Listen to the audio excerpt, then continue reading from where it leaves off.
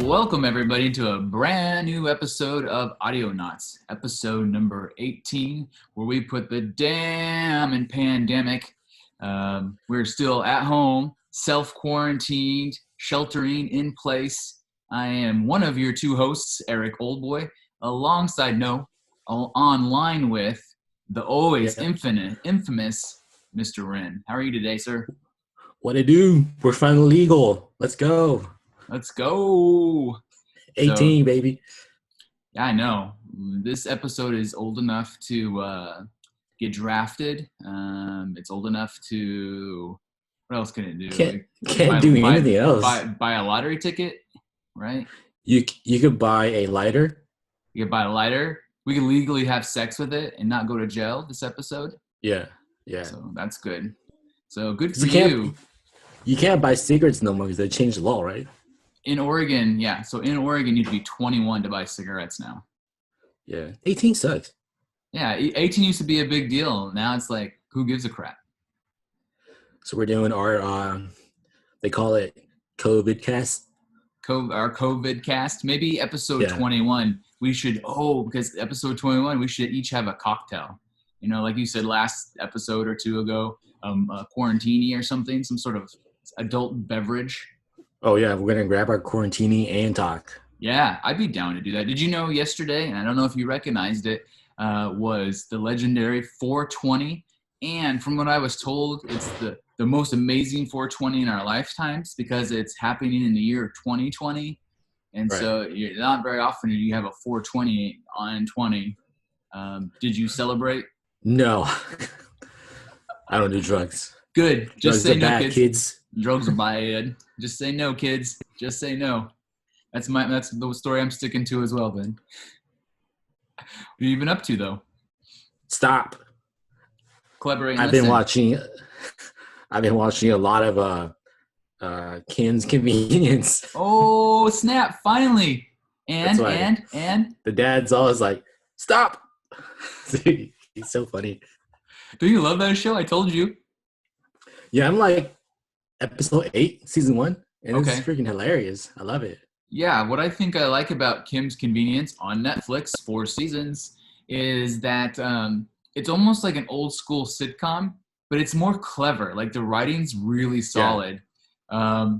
I like that it's like an old school sitcom, but it's modern day issues. So like in one of those first few episodes, the dad was dealing with trying to make sure that he conformed correctly with people, what you call people who are maybe gay or things like that. And I remember thinking that was just so well done, funny. And that was like episode 1, like right off the bat, he was like doing like, you get a gay discount or something like that. That's right. He was trying to do the right thing, and he was giving out the gay discounts, but he was guessing who was gay and who wasn't gay. Yeah.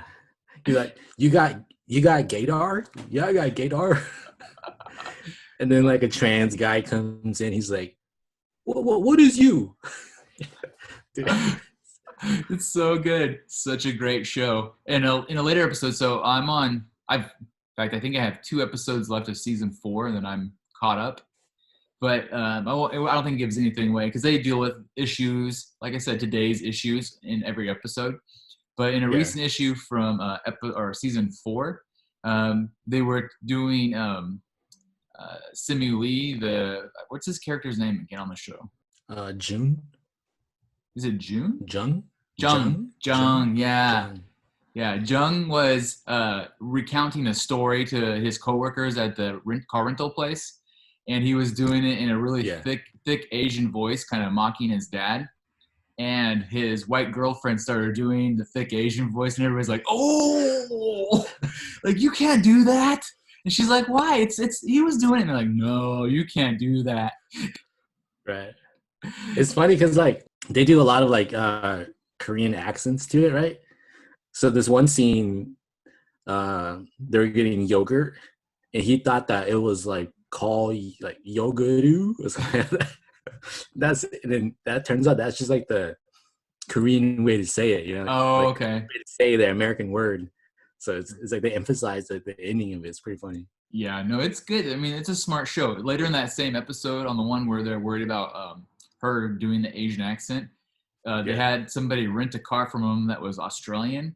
And so the two Asian guys were doing, oh, crocky, and doing their best Australian accent. She's like, hold on, that's cultural appropriation. You can't do that. And they both kind of looked at her like, yeah, we can. You just can't do it because you're white. It's the rules, man. It's so funny. I loved it. I mean, you know, it's the world, right? Yeah, his friend, he's hilarious too. Oh, yeah. Kimchi. Kimchi's my favorite. Yeah. Great sidekick. Perfect TV sidekick. I think the reason why I like this show, like, it's very smart, and I don't really like laugh out loud, but I just like chuckle and just like, oh, it's just so great. I just keep chuckling. It's just, it's amusing. Gives me a good laugh, you know? Yeah. Yeah. And they do a good job of some shows, some sitcoms, like say Always Sunny. You're laughing because all the people are kind of despicable and there's no real good people, and you're laughing at how terrible they are. This show, there's no real bad guys. They're all pretty good people, and you're just kind of laughing at them dealing with everyday situations. And then like every character they're interesting because like Simo's boss, she's always like trying to hail him and stuff like that. Yeah. It's so funny. It's a really well cast show, and so I'm glad that you're finally watching it. And I think any of the other Audionots out there that haven't watched Kim's Convenience, you get 4 seasons commercial free on Netflix right now. Something to do in your quarantine time. Yeah, that's what I'm doing right now. So what else have you been up to? Watch anything else? Do anything else? I haven't been watching too much shows because I got my new game on my PlayStation. Oh yeah, what game?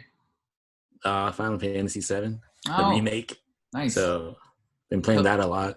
Give us your thoughts and opinions on Final Fantasy VII. I'm like 20 hours in. Yeah, is that a lot or a little for that kind of game? Well, they said it takes like about 50 hours to finish. Okay, so you're almost half. Okay. Yeah, it's a beautiful game. Waited 15 years for this. It's like playing a CG movie. It's really? Amazing. Wow. Yeah. Like all the cutscenes are good. And like back in the day when the PlayStation 1 came out, the game came out for the PlayStation 1. The CDs were too small size-wise. Okay, yeah. So they had to like split the game into like 3 CDs to complete the game, right? Right, so you So I think they're doing that for this game too. Yeah. They're doing that for this game too, but they're going to give it to you in chunks. So you waited 15 years for part 1 of the full game. Let me ask you this. Do you have to buy part 2? Probably. Oh, they're going to milk money grab. It's a money grab. Yeah. And us fanboys are like, just take my money. Yeah, you're like, all day, take my money. Yeah. Well, that's cool. I mean, so Final Fantasy's been eating up all your time. And you've been doing anything else? Yeah. Any like projects or fun things that don't have to do with like multimedia? No. I'm actually going back to work now, so yeah. I'm pretty busy just getting home, trying to watch a show, trying to play my game. Weekend comes along, you're just like, then you're maybe I'll risk it and go to the store. Yeah, groceries. We pulled off the holy Costco Trinity the other day. We're pretty proud of. We got toilet paper, tissue paper, and paper towels, all from Costco, and that was like the biggest win ever. Damn. I can't believe it. Yeah, I know, it was like winning the lottery. Did you drive?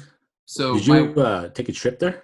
My wife, she's been kind of our outdoors expert, so we send her to go to the grocery store and stuff like that. So she ran to Costco one morning, and she was able to buy the tissue paper and the paper rolls, but they didn't have any toilet paper. So we're like, oh, damn, it sucks. So she came home and she goes, I'm going to look online just for kicks and giggles. She jumps online, and sure enough, it shows where you can order it. And she goes, should I order it? I'm like, yeah, go ahead. It won't show up until next year. Go ahead and order it. So she orders the TP, and I think that this thing's never going to come. 2 days later, this big-ass box shows up on the porch full of toilet paper. Loved it. Yeah. Same price, no cost for shipping. They ship faster than Amazon nowadays. Yeah, so if anybody's out there hurting for TP, it's worth giving it a shot to buy it on Costco because it's I think they're finally stocked again, so it's not as big a deal. Yeah, because one of my friends, I'm not friends, but cousins, posted on Facebook saying that if you need TP, go to this Costco. They have a lot, and they don't seem to limit people, so it's kind of like Nice. slowly getting back. Yeah. So yeah, from what I've heard, that Oregon at least, they're kind of shooting for June 1st, like we've always thought. But there are going to be some things, I guess, never change. In fact, that's going to lead me to a brand new category for our Audionut friends because there's a lot less fun, nerdy stuff to talk about, seeing as how everything in the world's been canceled. And so one of the things I came up with this new category I thought would be kind of fun that we'll play a little bit later, called New Normal or Back to Business. And so I'll read off some news stories, and we'll decide whether or not this is in fact the new normal we're going to live with for a while, or if after a moment we'll get back to business, back to how we used to do it.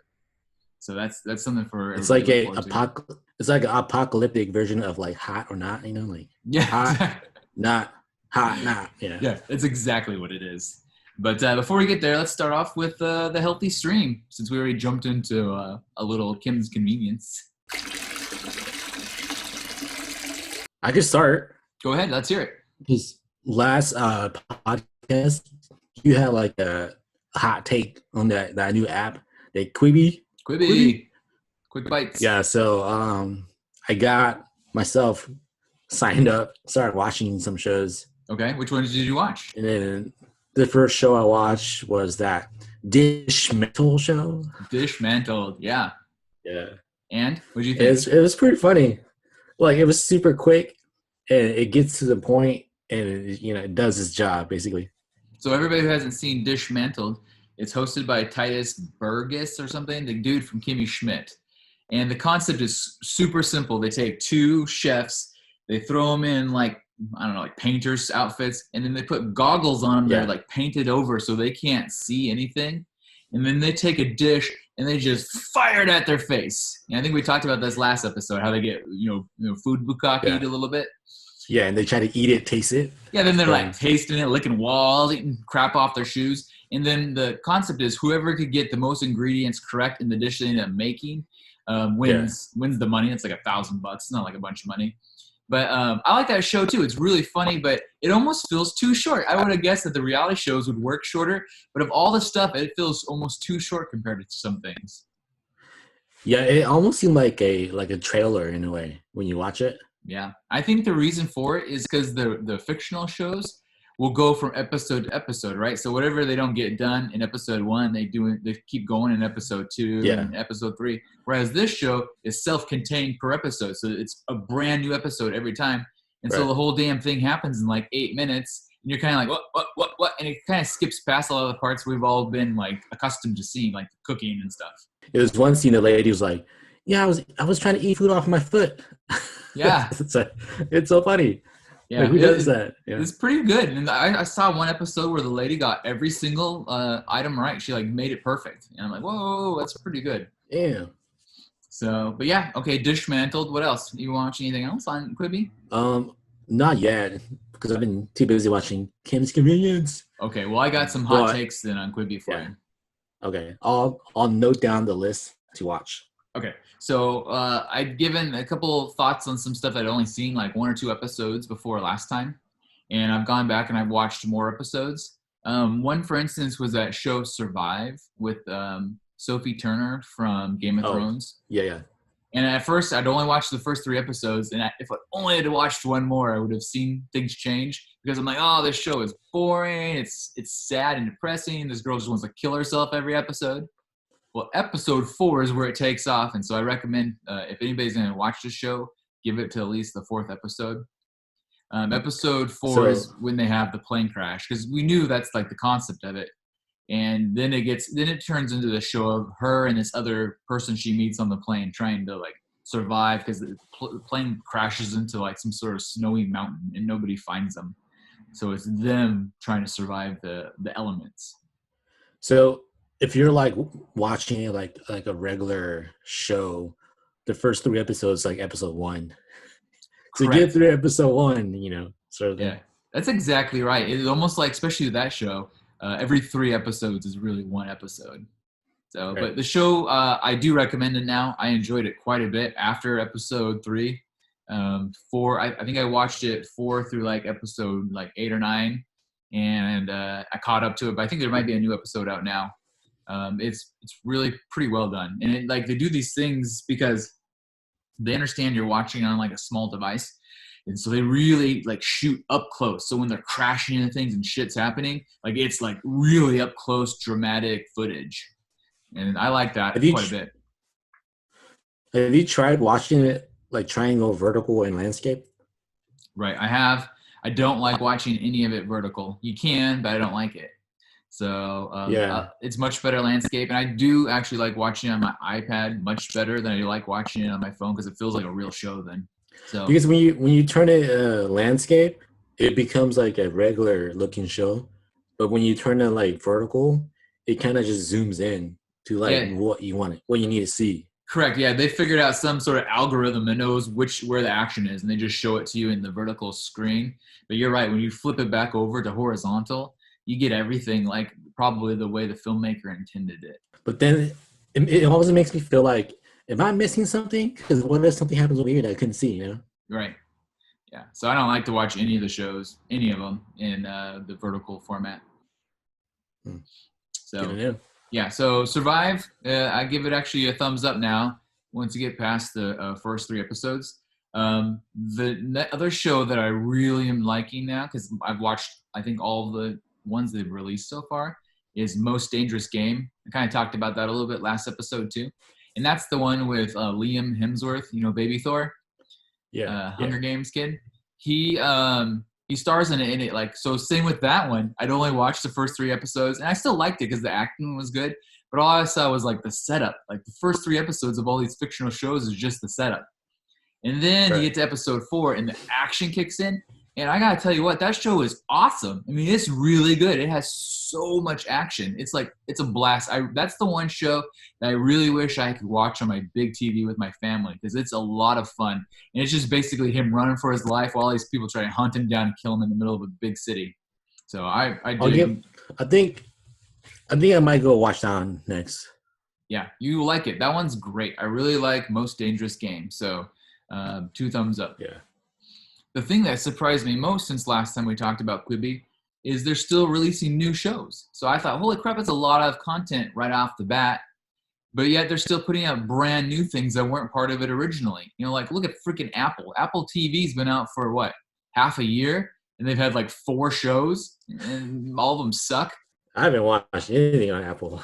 Yeah, because everything on Apple TV sucks balls. And so, but this show, so I got 2 new comedies that have come out, and they're both pretty decent. So the one comedy that just came out is if you're a fan of like Napoleon Dynamite or Nacho Libre, this show is for you. Nacho. Yeah.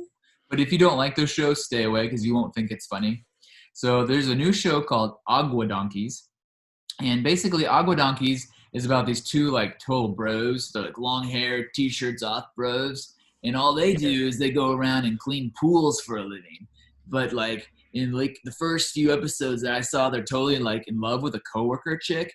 But their boss says you can't date your coworkers. So they're always trying to like get her fired or they're trying to quit so they can date her. But she has like 0 interest in either one of them, but they both want to date her. And the show itself is just really, it's not like kind of like Kim's Convenience. There's no real laugh out loud moments, but I find myself just going, oh, and just kind of giggling the whole time because it's so weird. Yeah. So I like Agua Donkeys is kind of a fun Nacho Libre Napoleon Dynamite type show.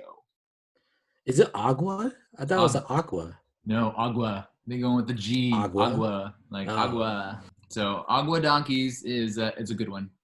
But the newest one that I just started today that caught me so off guard, I'm actually pretty excited to talk about, was I'd heard about it and I didn't think, first of all, that it was a real thing that you could make a TV show of. And now I'm 100% certain that Quibi will, in fact, make any idea into a TV show, especially after seeing Dishmantled.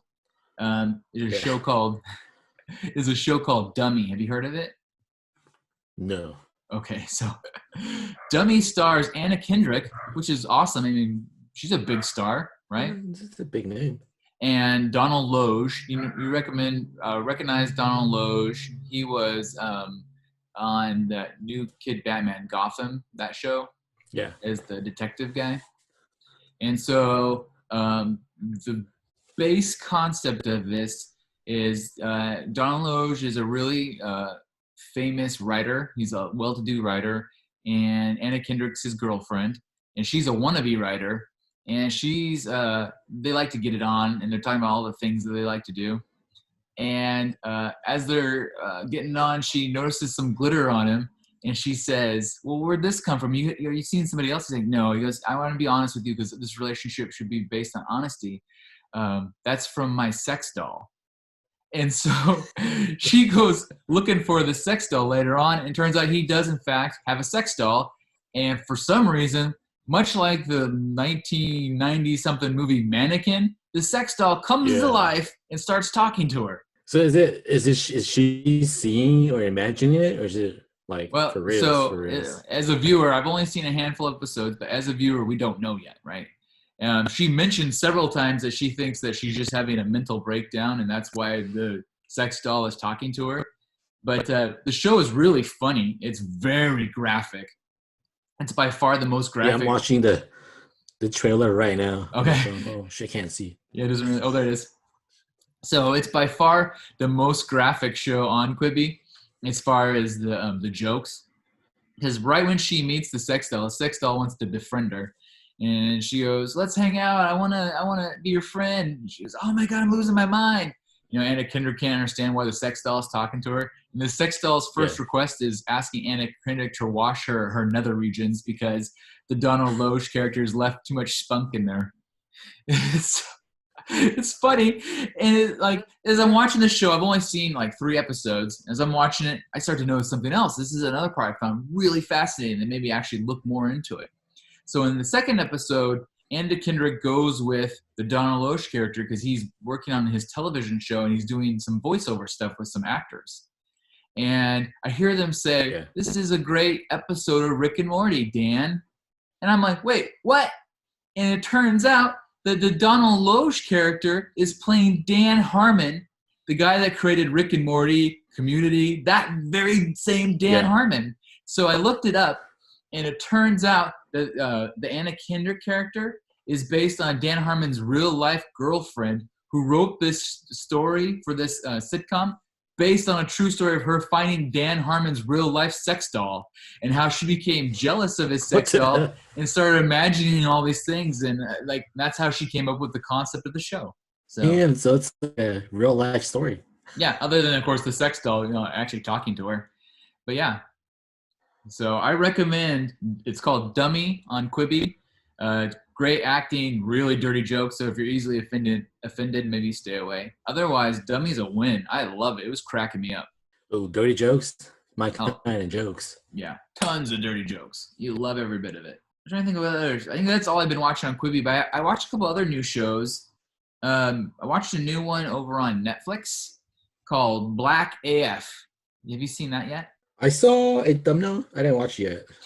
So this is made by producer Kenya Barris, and he is famous for making Blackish, Grownish, Mixedish, anything that has the word ish in it. He also ish. He's all that ish, those are all good shows. I mean, nothing bad about those. Those are all fine shows. And he also made America's Next Top Model with Tyra Banks. So he's been a big time producer and director for a long time. And so he did something really interesting. He signed a huge deal with Netflix, $100 million production deal. And damn. Yeah, big money. And so the first show that he's making on Netflix is called Black AF. And he's basically making fun of himself. So it's like a fake documentary. It's like a mockumentary of his actual life. And so anybody who's watched a lot of Blackish, like I have, because I enjoy Blackish, will notice a lot of similarities because Blackish is also based off his real life, but a sitcom version where this is like a documentary version, but with all actors except for him playing himself. So he plays himself on this show. He's hired Rashida Jones. You'll remember her from The Office. Yeah. Yeah, she plays his wife. First girlfriend. Yeah. Yep. She plays his wife, and in real life he has 6 kids, so he's got 6 little actors playing his kids. And the concept is his, I think, second oldest is getting ready to try out for film school. So she wants to put together a film to get into film school. And so he basically, because he's like rich as balls, hires her this entire film crew to do this documentary. And so, like The Office, they're all being filmed like they're on a documentary, but it's a sitcom. So they're all like constantly acknowledging the camera and talking to the camera directly, just like on The Office, but with this Kenya Burris guy and his fake family. Rashida's old enough to have 6 kids in the show? Yeah. She's playing his wife. So apparently she's similar in age to his real life, which I found out after doing a little research on that he just got divorced from. And his real wife is actually named Rainbow, which is the name of the character on Blackish. And his real wife is also a doctor, which is the character on Blackish is. So that wife is a little bit closer to his real wife than this version. The Rashida Jones version of his wife is an ex-lawyer. But now she just hangs out at home because he's, rich AF, Man, you just dropping facts left and right, dude. Fact. I got like fact bombs. Pow, pow, pow. That's an audio fact.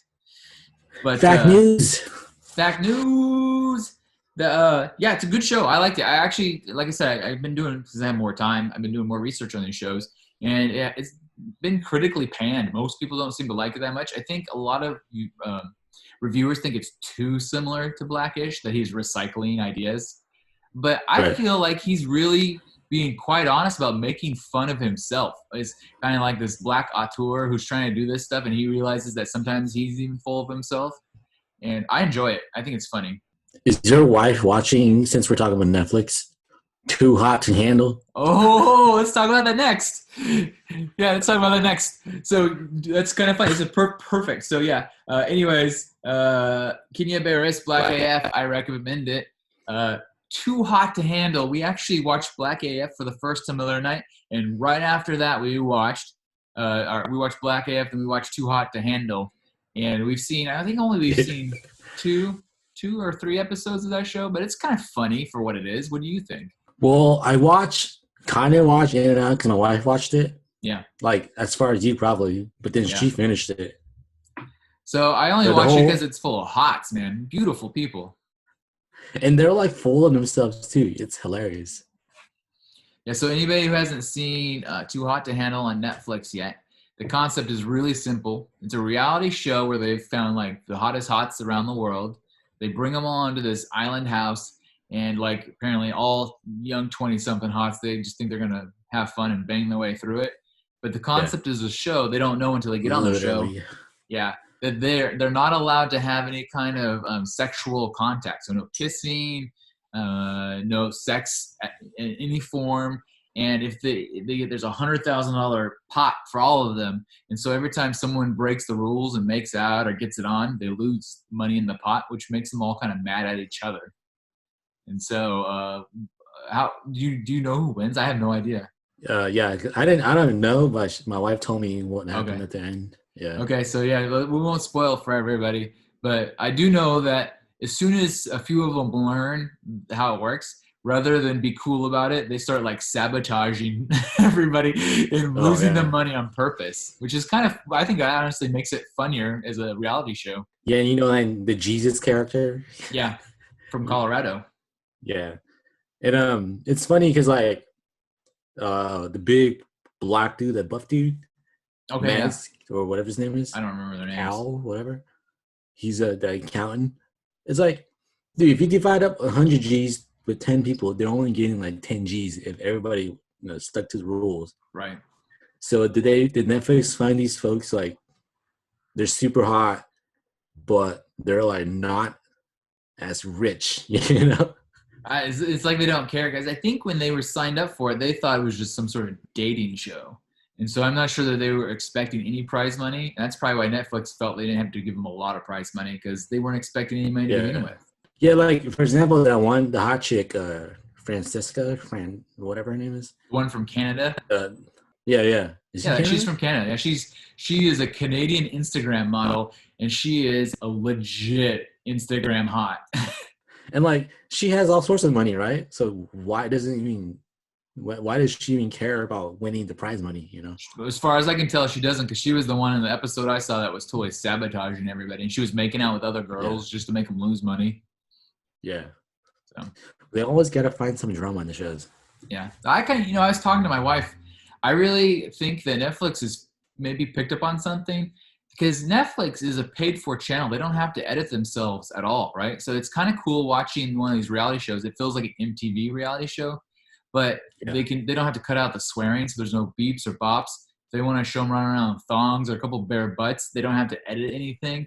I'm thinking Netflix may have stumbled into probably a gold mine here. It's inexpensive to make these shows, and if they were going to make some shows that were like MTV's The Challenge, man, my wife would be in heaven, because that's like her absolute favorite show.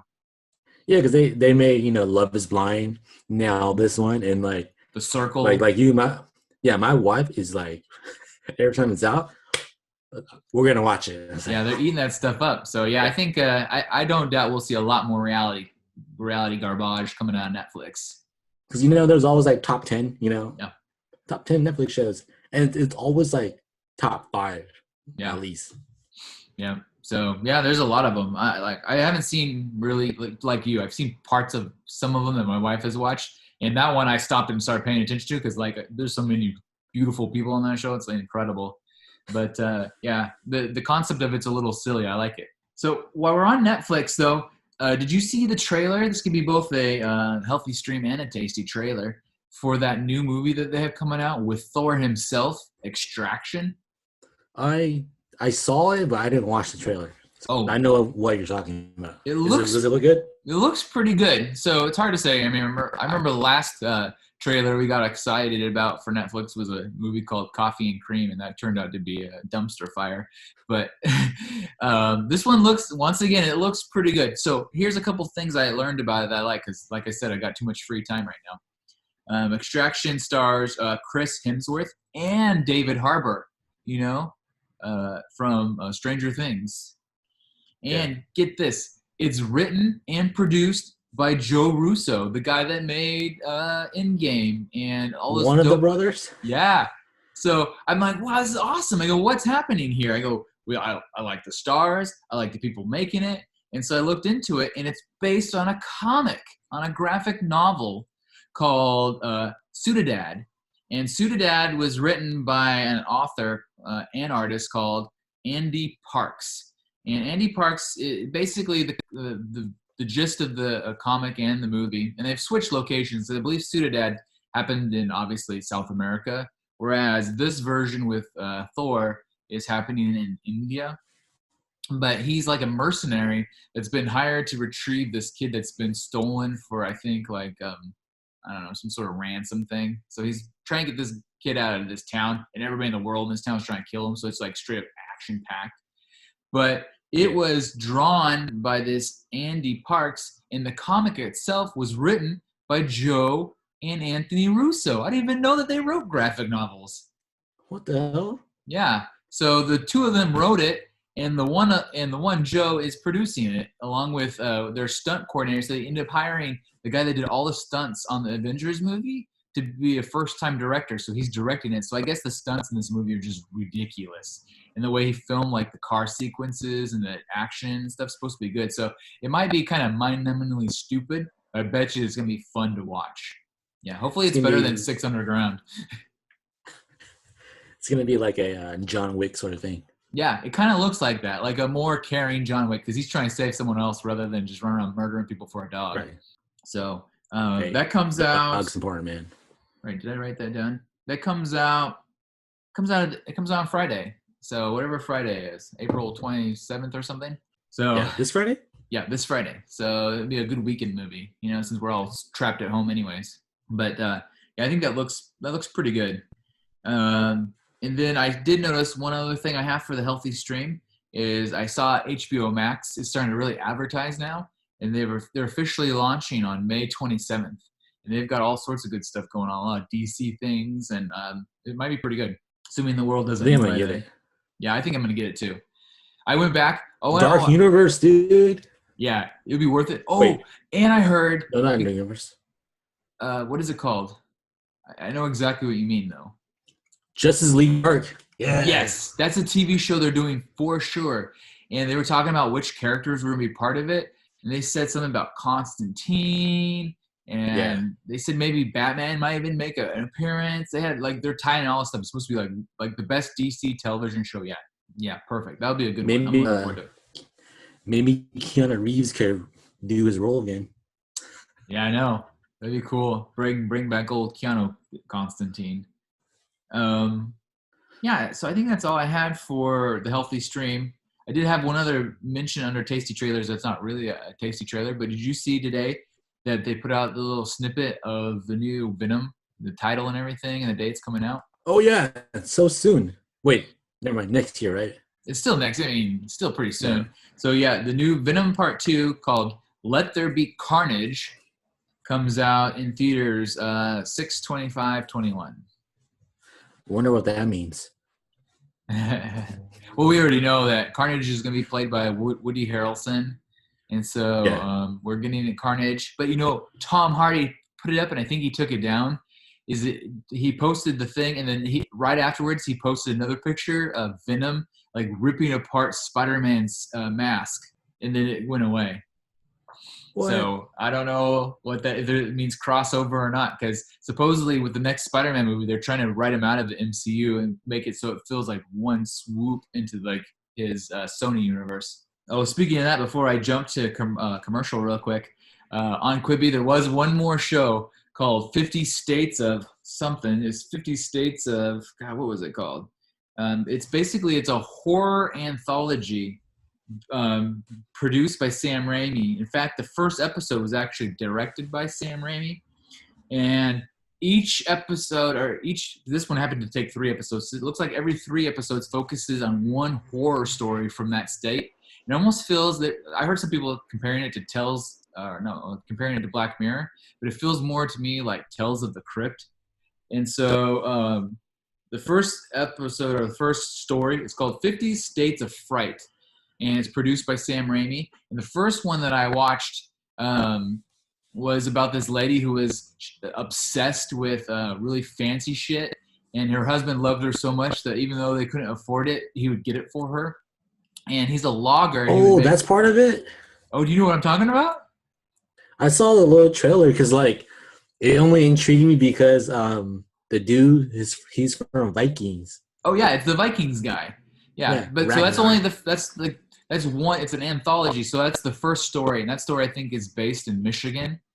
But the basic concept is she's obsessed with nice things, and he can't really afford them. And he's a logger that cuts down stuff to makes like custom furniture.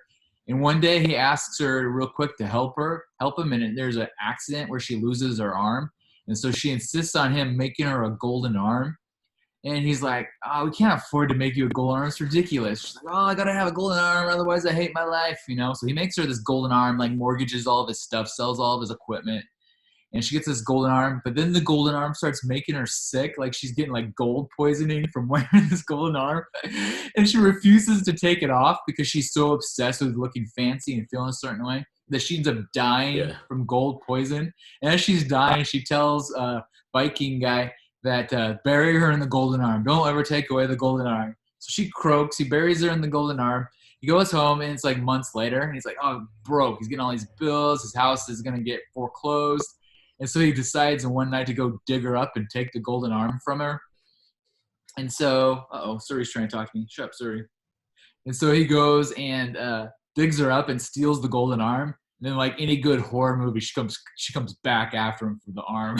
And like in very typical Sam Raimi fashion, it's gory as all get out. All sorts of disgusting things happen after that. So that's only one of, I'm assuming, 50 stories. I got 3 shows to watch on Quibi now then. Yeah, that's a good one. I liked it. So that's a good one. So let's take a quick commercial break, and then we're going to jump back, and we're coming back with a brand new segment I'm calling New Normal or Back to Business.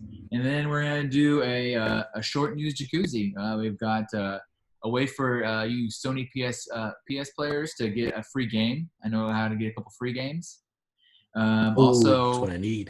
Some hot takes on Fortnite and the Metaverse. Have you heard of the Metaverse? You're going to like this. And then you think Twitch is cool? Well, guess what Facebook is bringing everybody?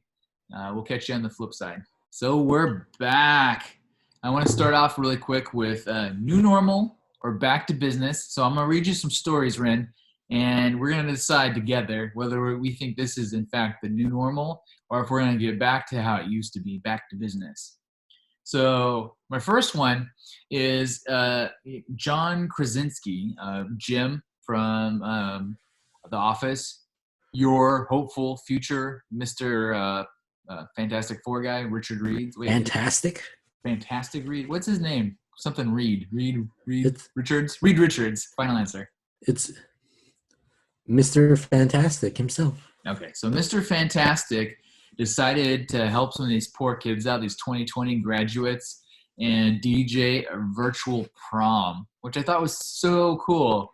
And so he was a virtual DJ prom guy. And I thought that was pretty neat because we're seeing a lot of celebrities be in contact with us, even more than before. Because we have more contact with celebrities than ever. Back when I was a youth, and you were super into a celebrity, you could only connect with them maybe if you wrote them a letter, you happen to go to some sort of event when they're there. But now any one of our dumbasses can jump on Twitter and Instagram, and if we keep harassing them, generally they'll talk back eventually. I mean, there's so many ways. So my question is it going to be the new normal, or are we going to get back to business with our ability to contact and speak with actual celebrities? Are we going to be able to have more because of this going forward ability to be in touch with them? Do you think they're going to take advantage of it? Back to business. Oh, really? You don't think that they're going to hang out, continue to Zoom with us and things like that? No way. They don't have anything to do right now, man. So they have all this time. You think it's solely because they're not busy? What else are they supposed to do? Yeah, no, you're probably right. That makes me sad. All right, so back to business. No more celebrities. So I guess the quick thing here is, for those of you who really want to get in contact with your favorite celebrity, now's the time. Don't be a weird stalker, but you might have an opportunity just because of what's available. Let's try to contact Ryan Reynolds. Let's keep tweeting him. See if he replies. Why not? I'll make that between this episode and next episode. Because, we have the one contact, right, where he runs a company out of Portland and we're from that area. Yeah.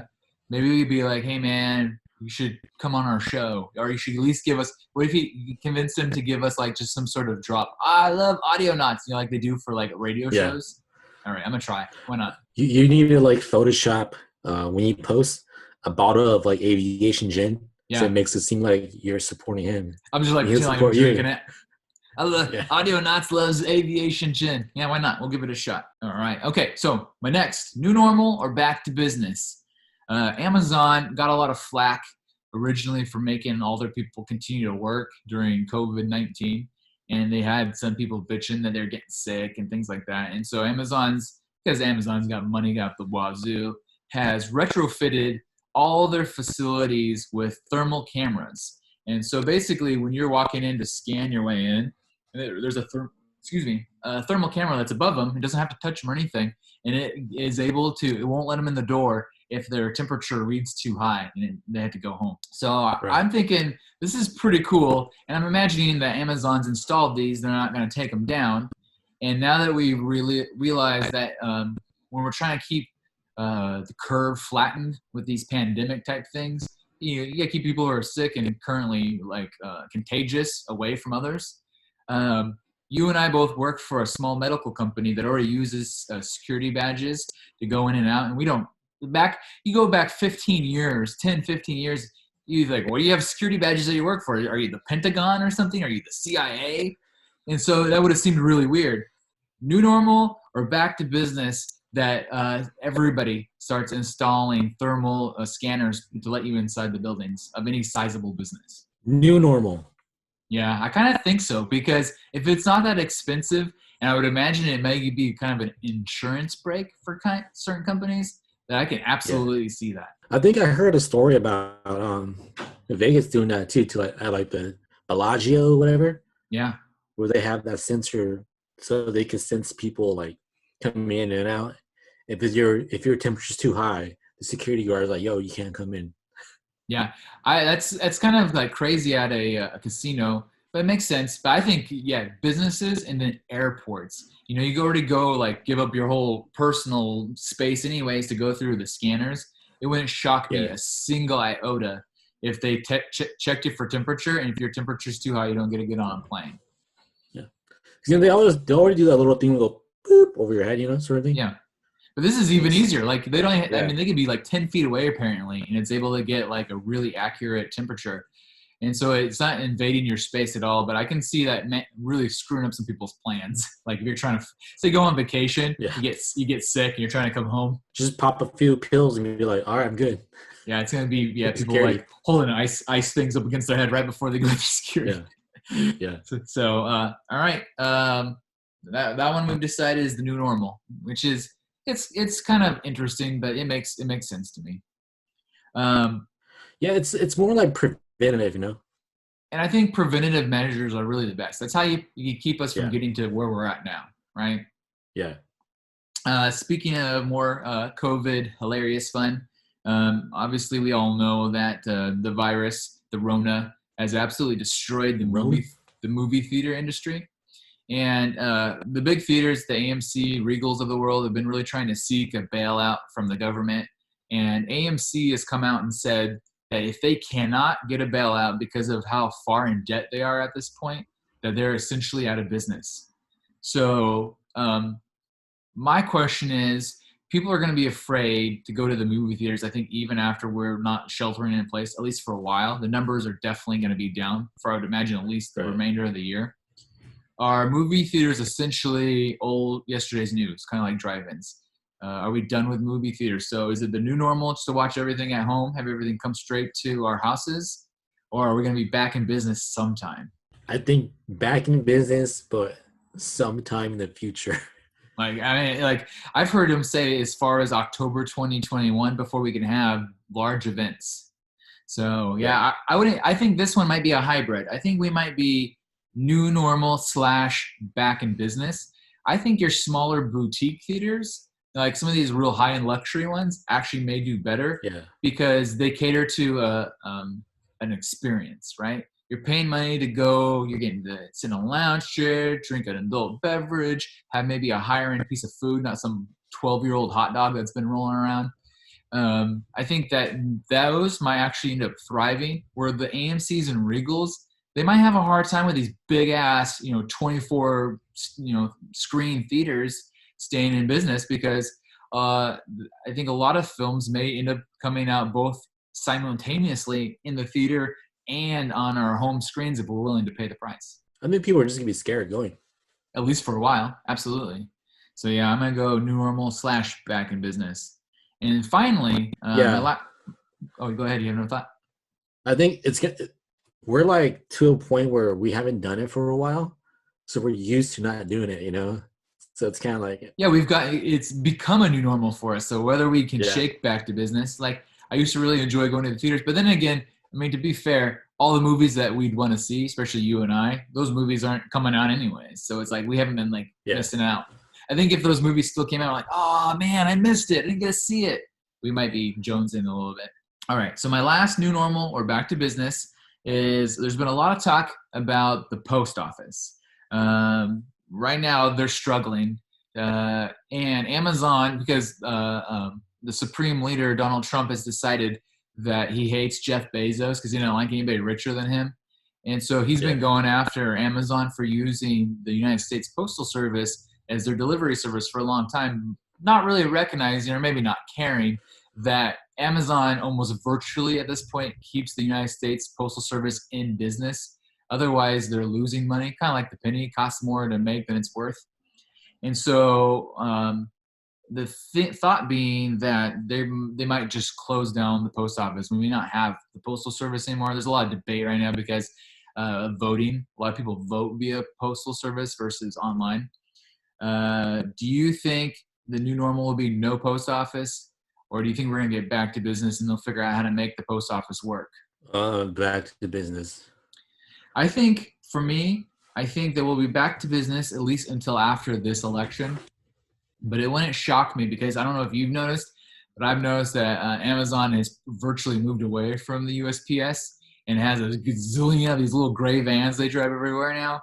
And so if that was really their source of income, unless the government's willing to continue to fund this thing, I wouldn't be shocked at all if within the next 2 years there is no more post office, personally.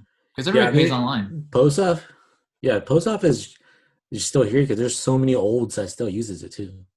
For now, but I think we've learned from today's day and age that if we are forced to change, we can. Yeah, I mean, honestly, the only thing I could think that would affect the post office right now is the voting, right? Because the underprivileged, those who may not have the good internet, still use post office, but they also can still go to voting places. And then, of course, there's always the fear that online voting can be tampered with. I know there's a lot of fear of that too. So, like, we're one of the lucky states where we get a vote via mail. I never go anywhere to vote. I mean, even with a presidential election, we do it right through the mail. So that's kind of nice. So I will miss that. But, honestly, if the next presidente is a little smarter, they would just deal with Amazon, and you could just vote. I mean, unless they're really afraid of Amazon tampering it, they could, pass the letters along because they're already doing it basically anyways. I mean, Amazon's great, man. Why mess with it? I know, but we have to be careful too. We don't want them, Jeff Bezos becoming richer by the minute. That it would be like global leader Jeff Bezos tells us what to do with his VP, the Elon Musk, running the Space Force and stuff. So we have to be careful of the conglomerates as well. Oh, speaking of supreme leaders, though, here's a hot piece of news. I don't like to talk too much politics, but did you see that Kim Jong-un had some sort of event during surgery and may be clinically brain dead? Wait, brain dead? Yeah. I heard he was recovering. Yeah, so the sources close to him came out first and said that he was brain dead after surgery, and now they think that the information that's coming out is fake.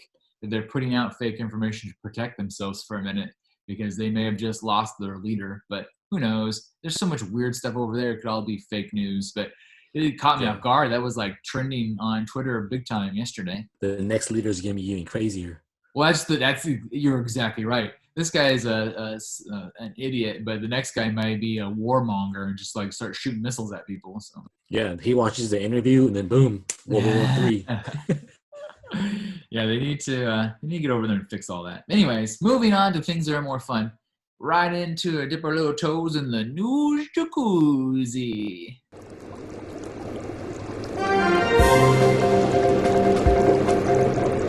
My first story is Sony, our friends over at Sony PlayStation, because of coronavirus, COVID-19, are offering some free games from now until May 5th. And so all you have to do is, have you ever played Uncharted? No. Okay, so they're giving away all the Uncharteds. So all of them? Yeah, I guess. Well, I don't know how many there are. 3. At least they're giving away 3 Uncharteds. I'm a liar if there's more than 3. So the story is Sony's giving away 3 Uncharted games. I think it's the last 3 that came out. Starring one Nathan Drake. Which, did you know that speaking of Spider-Man, Tom Holland has been cast as Nathan Drake? Which I have no idea. I've never played Uncharted either. But for my mind, I always thought Nathan Drake, the character, was maybe a bigger dude. And for whatever reason, maybe because of the name Nathan, I always imagined Nathan Fillion being Nathan Drake. Yeah. Right or wrong, I don't know. He needs to be like, Chris Pratt size. Right, like that kind of guy. Yeah. Like Chris Pratt, honestly, if I had my druthers, Chris Pratt would be Indiana Jones. Like, I've always had this idea that maybe Indiana Jones, somebody's like studying, like Chris Pratt studying, and decides to become like Indiana Jones, and then gets to inherit the name somehow. Like he's you know what? I'm gonna write right now. He's the illegitimate son of the Sean Connery character, and his name is Dakota Jones. And then he meets Harrison Ford's Indiana Jones and goes, "You were named after the dog." And then we start on our adventure. And then it'd be great. I'd watch that all day. Either that or like my favorite, Ryan Reynolds. He should be Dakota Jones. Yeah, then Harrison Ford passes the torch over. Yeah, because isn't Uncharted basically the video game version of Indiana Jones? Yeah. It's kind of like Tomb Raider, but boy version. With a boy. Yeah. All right. Yeah. So Audionuts out there who have your PS4s, if you're into that kind of stuff, you could log in, and it says you don't even have to have the paid for whatever the paid for PS service is. You don't need any of that. The the PlayStation Plus. Yeah, you don't need that. So you can just log in, and I think maybe search it up somehow, and it's available for free download until May 5th. My second thing stays in the video game realm. This is pretty cool.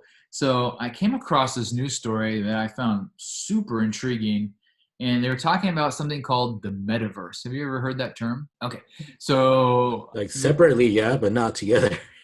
Right, Metaverse. So the Metaverse, this is pretty neat. So from my understanding, and the easiest way and the quickest way for me to get everybody thinking about it is Metaverse is essentially what Ready Player One was showing us. Do you remember that?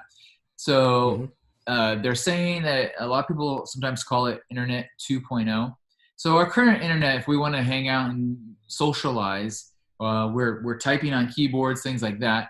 Whereas the Metaverse, which is essentially supposedly in the works, is going to be the next version of the internet, but where we have characters and things that live inside of this virtual world. And so the Metaverse will basically be like, you want to go see a movie, you jump online, and your avatar goes with your friends to watch the movie inside the Metaverse, right?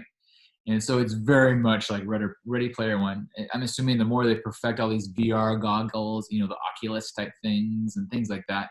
And it turns out that they're trying to figure out that a lot of people have been working on it. They said the technology simply doesn't exist to have a Ready Player One type metaverse quite yet, because they're limited on the bandwidth and things like that, how many people can get into it. But they said that the Fortnite guys are actually working towards it. And what started off as just kind of a fun idea from the Fortnite game that turned into this, huge video game where they can allow at least 100 people to hang out in this kind of virtual world that will all at once just run around playing capture the flag mostly. They've proven that it can work by doing things like hosting movies, DJ parties. They've dropped trailers. They've given people all sorts of avatars that are beyond their standard, like run around shooting people. And so the Fortnite people are, in fact, working on their own metaverse. And they're saying that this could be our first virtual world. And we're 2 steps closer. They said it could happen as soon as 2 years, but it could take another 2 decades for them to perfect it. Because honestly, the technology is not quite there, but the concepts are there. So what do you think? Would you be excited for a metaverse? 2 years. 2 years. Yeah, right? I think it's pretty cool. Like, I've seen Ready Player One, and I've seen those kind of movies where everybody virtually goes into worlds, this whole Second Life type stuff. Yeah. And it's cool. I get it. And I can totally, like, when I hear this, of all the weird fictional crap people tell you, like, this seems like something I can see being a reality someday. I mean, it's like we're going, it's just how long does it take to get there? You remember seeing Demolition Man? Yeah. Yeah. When Sylvester Stallone goes to the future, right? Yeah. And he's like trying to get it on with Sandra Bullock. Oh, and they had to put man, this is how we do it. Yeah, that was early coronavirus. I've heard people say we're in the prequel of Demolition Man. It's gonna be like that, dude. Yeah. So I thought it was pretty cool. I think that's a really cool news story. I might keep my eyes on that to see if we get learning more, like offline. I'm gonna try to learn more about this whole metaverse concept, because like it's so intriguing to me. And I think science fiction novelists have been all over this for a while. And I just don't see any way that we don't end up there to some degree or another. I'm interested to see how it turns out. There's so much money. I mean, there's so much ways to make money like that too. Like, for example, like in GTA, they introduced a new casino, and all the kids go in and play the casino. Like it's the same thing, right? Yeah, they did that in that TV show Galaxy's Quest. They built a casino into their game, so they could sell and make more money. Yeah. What other show was I watching? I was watching some other show where in the video game. Real quick, I'm gonna go off on a tangent real quick. I was gonna tell you earlier when we were still talking TV that I'd finished four shows. 4 series finales, so not season finales. I finished 4 individual shows completely, and I wanted to give a kind of my thought process on the 4. So the 4 are because HBO is giving away a lot of free HBO, and you can watch it just on Hulu right now. I finally got to see the last season of Silicon Valley on Hulu. And that was a show where they had the video game, and they were using the microphones to hear what the people were saying. But they had designated the video game, so even when you weren't using the microphone, if it was just in the room, it heard everything you were saying, and then it would add it into the video game. So if you were talking about Delta Airlines, and next time you're using the video game, there would be a Delta Airline plane flying across the background. And I thought that was crazy. And like I can totally see something like that happening. But it's already happening now. Right, we've proven that it's not pretend, that if you talk something about something enough in your phones in the room, that it will definitely get advertised to you later. But so I finished Silicon Valley, the series. I finished Modern Family, the series. I finished Schitt's Creek, the series. And I finished, what was the fourth one I finished? I finished another show. And I can't think of it. Because I remember thinking, I finished so many TV shows. But I saw Schitt's Creek on Netflix. It was advertising it. And if anybody hasn't watched Schitt's Creek and you're bored quarantine-wise, that's a great show. And it has a good finale. So I was going to talk about how it's interesting how different shows finish. So Schitt's Creek is a kind of an indie sitcom on a really small cable station called Pop, which probably nobody even knows about. Modern Family is on a mega network owned by Disney called ABC. And Silicon Valley is a sitcom on HBO, a paid station. And it was interesting. You could definitely tell how it was working. It's funny, I just got advertised anti-aging cream, but we weren't talking about anti-aging. Nice. How they finish these types of shows, whether it's a network show, an indie sitcom, or a paid-for show. And I thought that Modern Family, I really didn't care for the ending. I mean, I've always liked that show. But they try to do everything for everyone because it's a big-time sitcom. So I was kind of like, whatever. It was fine. Everybody had a happy ending. They all rode off into the sunset, all happy. Schitt's Creek, on the other hand, took a more subtle, very cute, very humble ending. It was very satisfying. You felt good. Everybody did their thing. I really enjoyed that ending. And then Silicon Valley's ending, being on a paid network, you expect everything to go right for everybody. I love the fact that they ended the show with everything ending in disaster.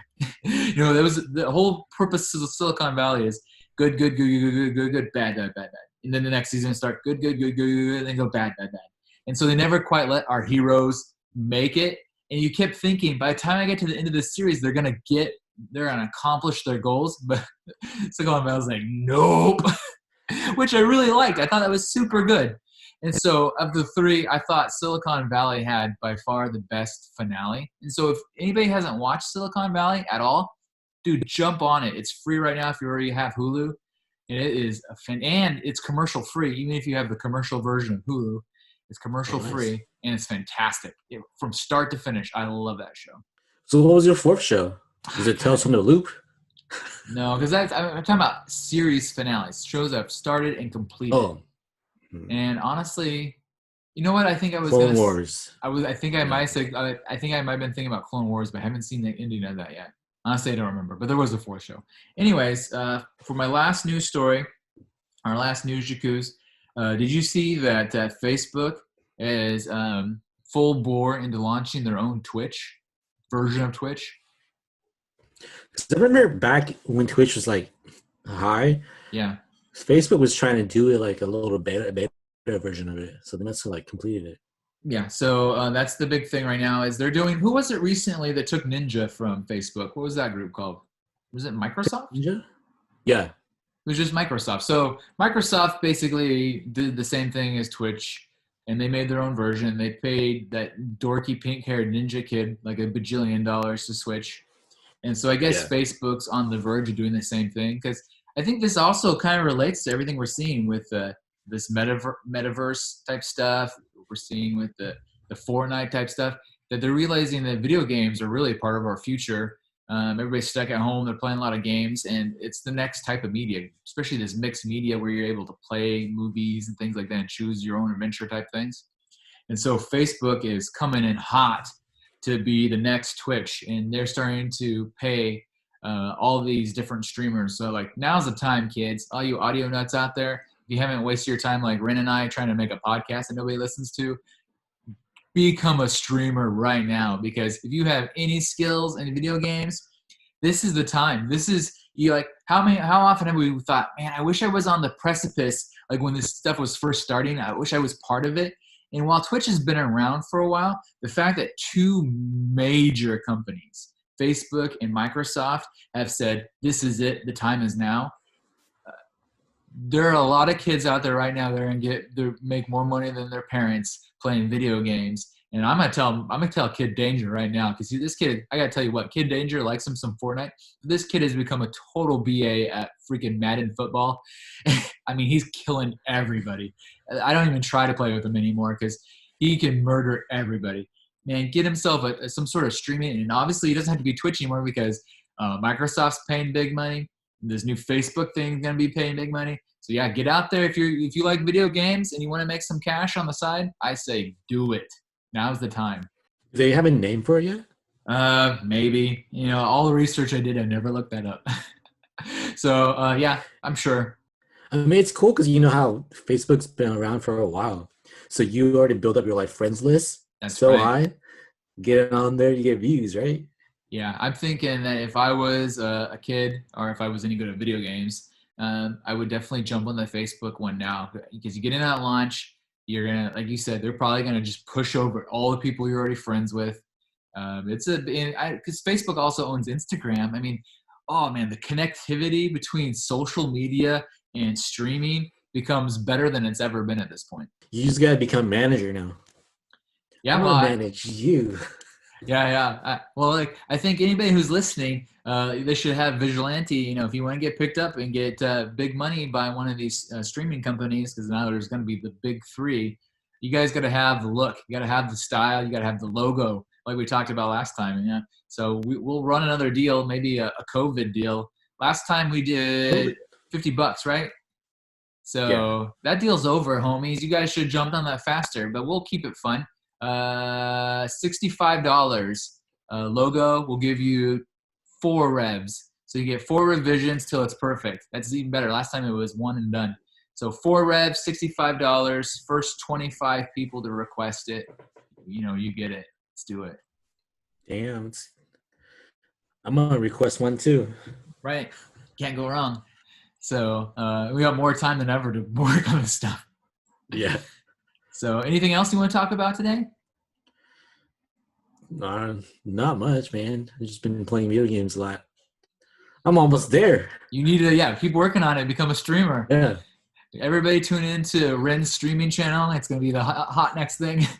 Yeah. You have a dope-ass logo for sure.